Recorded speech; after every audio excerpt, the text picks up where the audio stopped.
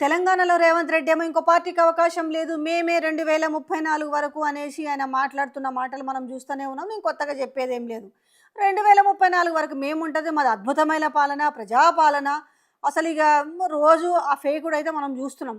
కాకపోతే జరుగుతున్న విషయం ఏంది, వాళ్ళ పార్టీ ఎమ్మెల్యేలు, వాళ్ళ పార్టీ మంత్రులు, వాళ్ళ పార్టీలో సీనియర్ లీడర్లే అవినీతి అక్రమాల గురించి, ఎమ్మెల్యేలు చేస్తున్న అక్రమాల గురించి, మంత్రులు చేస్తున్న అవినీతి గురించి బాజాప్తా పబ్లిక్లోకి వచ్చి మాట్లాడుతున్నారు. ఇందులో మళ్ళీ తాజా అంశం ఏంది, అంతకుముందు మనం రాజగోపాల్ రెడ్డి విషయం చూసినాము, జడ్చర్ల ఎమ్మెల్యే అనిరుద్ రెడ్డి మాట్లాడుతున్న విషయం చూసినాము. అసలు మాకు నిధులే లేవని ఒకవైపు ఎమ్మెల్యేలు చెప్తూనే ఉంటారు, మాకు నిధులే లేవురా నాయన, లేకపోతే నేనే 10,000 మందితోటి నేను దీక్షకు కూర్చుంటా అనేసి జడ్చర్ల ఎమ్మెల్యే అనిరుద్ రెడ్డి ఒక ఏమంటారు ఆయన ఒక వార్నింగ్నే జారీ చేయడం జరిగింది. ఇక మొన్న మనం ఇంత ముందు చూసినాం కదా, జీవన్ రెడ్డి ఏ రకంగా సఫకేట్ అయిండు. ఆ సఫకేషన్లో ఆయన ఉండలేక ఆయన ఉన్న విషయాలన్నీ కూడా బయటకు వచ్చి చెప్పిండు. తర్వాత ఆయన బీఆర్ఎస్లో చేరిన వైనం చూసినాము. సో రీసెంట్లీగా చూస్తుంటే చిన్నారెడ్డి గతంలో కూడా మాట్లాడిండు. చిన్నారెడ్డి వనపర్తి ఇప్పుడున్న ఎమ్మెల్యే మేఘారెడ్డి ఏం చేస్తున్నాడు, ఎలాంటి అవినీతి చేస్తున్నాడు, ఏం జరుగుతుందని చెప్పేసి ఇక నేను కూడా ఇట్లనే ఉంటే నేను కూడా జీవన్ రెడ్డి బాటలోనే అంటున్నాడు. సరిపోతుంది కదా, ఇంకెవరూ బయటలో చెప్పాల్సిన అవసరం లేదు కదా. సో కార్ పార్టీ మీద గెలిచి ఈడ మంత్రిగా చేసి ఈడ స్పీకర్గా చేసిన వ్యక్తి కాంగ్రెస్ పార్టీలోకి పోయి ఆయన కూడా ఏం మాట్లాడిండో చూస్తూనే ఉంటిమి, దానం నాగేందర్ ఏం మాట్లాడిండో చూస్తూనే ఉంటిమి. ఇంకా కొత్తగా మళ్ళీ ఈయన కొత్తగా రేవంత్ రెడ్డి షోలో ఇది ఏమీ వాడనట్టుగా చాలా అత్యద్భుతంగా ఉంది అని చెప్పేసి మరి మాట్లాడుతున్న వైనం దేనికి అసలు ఇది?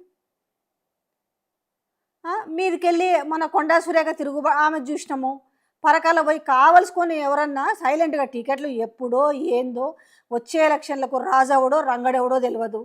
ఆయన పోయి పరకాల్లో మళ్ళీ ఆయనకి ప్రకాష్ రెడ్డికి అనేసరికి అయిపోయే. ఎంత గందరగోళంగా ఉందంటే ఇక ఒక విధంగా చెప్పాలంటే రేవంత్ రెడ్డి జాతకం తిరగబడ్డదని చెప్పాలి. అది శని నెత్తిన కూర్చుంటే ఇట్లాంటి శేఖలే చేపిస్తారంటారు కదా.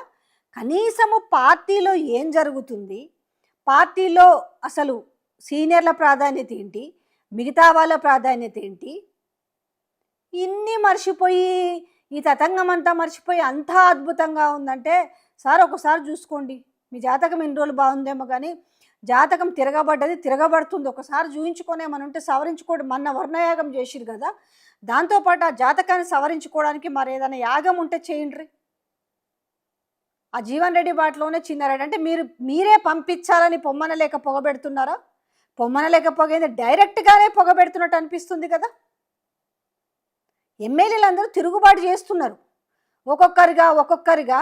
అసలు మాకు నిధులు ఇవ్వటం లేదు, ఏ రకంగా అవినీతి జరుగుతుంది, బిల్లులు వస్తలేవు కాంట్రాక్టర్లకు కాన్స్టిట్యున్సీలో, ఇవన్నీ మొత్తుకుంటున్నారు. కమిషన్ల కాసుల వేట జరుగుతుంది. ఇన్ని చెప్తున్నప్పటికీ కూడా చెవిటోడు ముందు శంఖ ముదినట్టు, లేదంటే దున్నపోతు మీద వాన కురిసినట్టుగా బిహేవ్ చేస్తున్నారంటే ఇంకా మీకు ఏ రకమైన నమ్మకం ఉంది?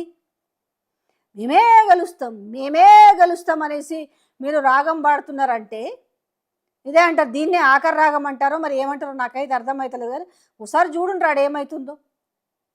అరే సీనియర్ లీడరే కదా, ఇక చిన్నారెడ్డి చెప్పిన మాటలు నమ్మరా? మీ పార్టీ వాళ్ళు కదా చెప్పింది, పక్క పార్టీ వాళ్ళు చెప్తే మా మీద కసితోటో కుట్రతోటో చెప్పిర్రు అనేసి దాన్ని కప్పిపుచ్చడానికి కొట్టిపారేయడానికి ఉంటుంది. కానీ సో ఈరోజు చిన్నారెడ్డే కాదు, పోచారం శ్రీనివాసరెడ్డే కాదు, చాలామంది సీనియర్లు అదే బాటలో ఉన్నారు. రేపు ఒక్కసారికి ఎలక్షన్ టైంకి కనీసము మీకు ఆ టికెట్లు ఇవ్వడానికి కనీసం క్యాండిడేట్లన్నా దొరుకుతారో లేరో ఒక్కసారి చూసుకోండి ఫస్ట్. ఈ ఫేకుడు మాటలు ఎందుకు, ఈ ఛాలెంజ్లు ఎందుకు, ఈ సవాళ్ళు ఎందుకు?